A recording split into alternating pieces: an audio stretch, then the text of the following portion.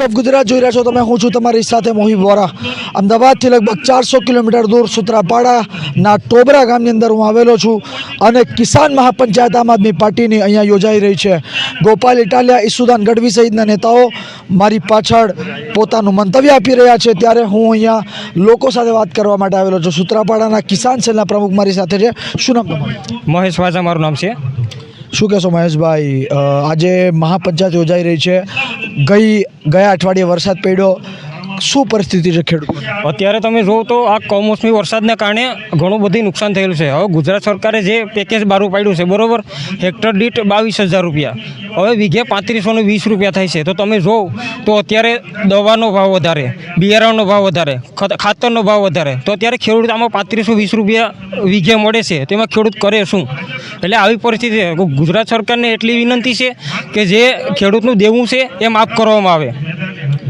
જે 10,000 કરોડની વાત થઈ છે એ તમને સ્વીકાર્ય નથી? નહીં, એ અમને બિલકુલ સ્વીકાર્ય નથી, કેમ કે હેક્ટર દીઠ જે બહાર પાડ્યું છે તો એ વીઘે 3520 રૂપિયા થાય છે, તો એમાં તો દવાને બિયારણ પણ નથી આવતું। કેટલું પેકેજ જાહેર કરવું પડે સરકારને?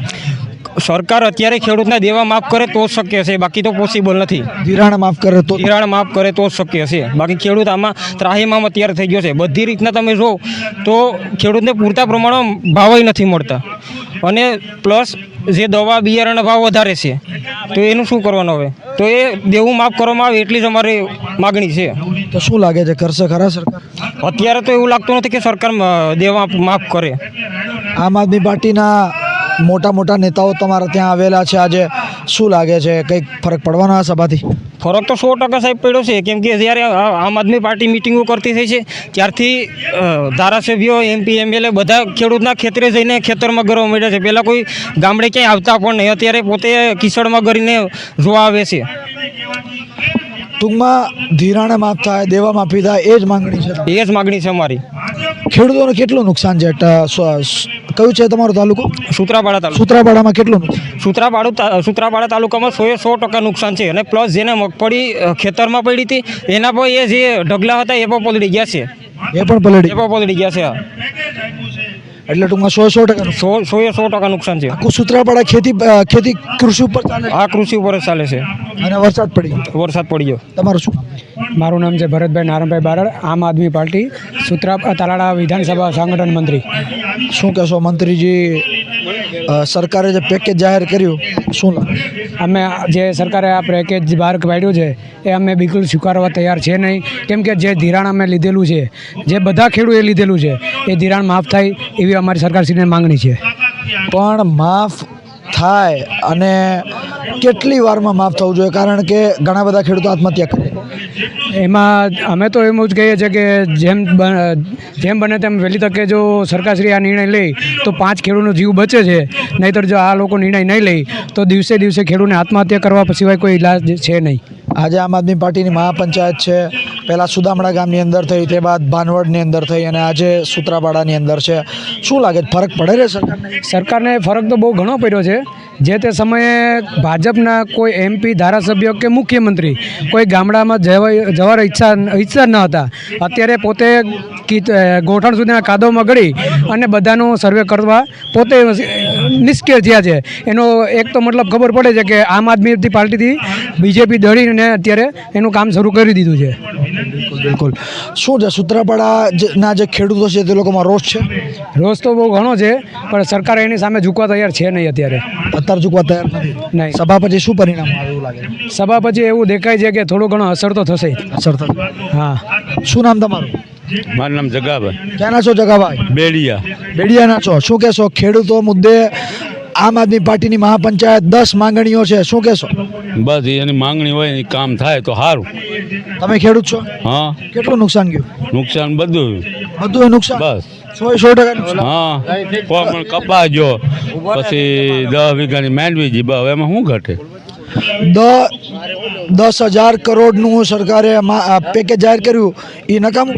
નકામું ને 10 કરોડે શું થાય આખા ગુજરાતને? આખા ગુજરાતનું કાંઈ થાય એમ નથી. કાંઈ ન થાય, ખીચડી ન થાય. ખીચડી એના હા. અમારા ગામમાં કેટલા ખેડૂતો છે? અમારા ગામમાં 300 ખેડૂત. 300 ખેડૂતો. બધાય નુકસાન. બધે બધા નુકસાન. બધાને ભાઈ નુકસાન છે. કાયદેસર સર્વે કરે તો બધાનું બતાય. આજે ગોપાલ ઇટાલિયા ઈશુદાન ગઢવી આ બધા આવ્યા છે. એ લોકો સુદામણામાં સભા કરી, ભાનવડમાં સભા કરી, હવે આજે સૂત્રાપાડામાં સભા કરે છે. શું લાગે છે કંઈક ફરક પડશે કે નહીં? હવે ફરક હાટું તો આ મહેનત કરે છે ને એ લોકો, તો ક્યાંક જાન ધરે તો એ માટે તો મહેનત કરે છે. ધ્યાન ધર્યા માટે જ. હા. ખેડૂત, હું એક સવાલ તમને પૂછું, ખેડૂત મનોબળ ક્યાંથી મજબૂત પડે? કારણ કે અમારા જે લોકો સિટીમાં રહીએ છે એ લોકોનો ધંધો એક ટાઈમ 1 મહિનો ફેલ જાય તો અમે બીજી વાર એ ધંધામાં પડવાની તાકાત ના કરીએ. જ્યારે ખેડૂત જે છે એ ખેડૂત હંમેશા નુકસાની બાદ પણ એ જ ઉત્સાહથી પાક વાવતો હોય છે. આટલું બધું મનોબળ ખેડૂતનું કેમ મજબૂત છે? મનોબળ મજબૂત ખેડૂતનું પહેલેથી હાલ્યું જ આવે છે ને. પહેલાથી હાલ્યું. હા, તો ન કરે તો વાવી જ ન શકે ને, તો બીજો ધંધો શું કરી લેવો તાત્કાલિક? ને ખેડૂતનું જો મનોબળ ન હોય તો અહીંની પ્રજા ખાઈશું. જે મંત્રી અને ધારાસભ્ય અને સાંસદને જે મુખ્યમંત્રી એ અમારે અનાજનો જે અમે પેદા કરીએ છીએ ને દિવસ રાત મહેનત કરીને એનું જ ફળ છે. એટલા માટે અમારું મનોબળ મજબૂત છે. કેમ કે અમે જો બેસી જાઉં ને તો અહીંની પ્રજા છે ને ભૂખે મળવાનો વારો આવશે. ખેડૂત જ્યારે આ બાજુ પણ અમુક લોકો છે. દાદા શું નામ તમારું? બધી ભાઈ બોલ્યો આગળ આવે પાછળ દાદા તમે બોલો, તમારું શું નામ? આજથી 8-10 વર્ષ પહેલાં ભાવ હતા એ જ ભાવ અટાણે છે મગફળીના, ને બધા પછી દૂધના ભાવ ખાંડમાં વધી ગયા, ડીઝલમાં બધમાં વધી ગયા. આમાં ભાવ બંને એના રહ્યા. બસ 10,000 કરોડની પેકેજ જાહેર કર્યું છે. હા, લોલીપોપ છે, લોલીપોપ. ને ખેડૂતોને 100% ઉપર વળતર, એટલે સર્વે કરવાની કોઈ જરૂર જ નથી. બરાબર છે, છતાં પણ સર્વેના નામે ધતિંગ કર્યું આ લોકોએ, ભાજપ સરકારીએ.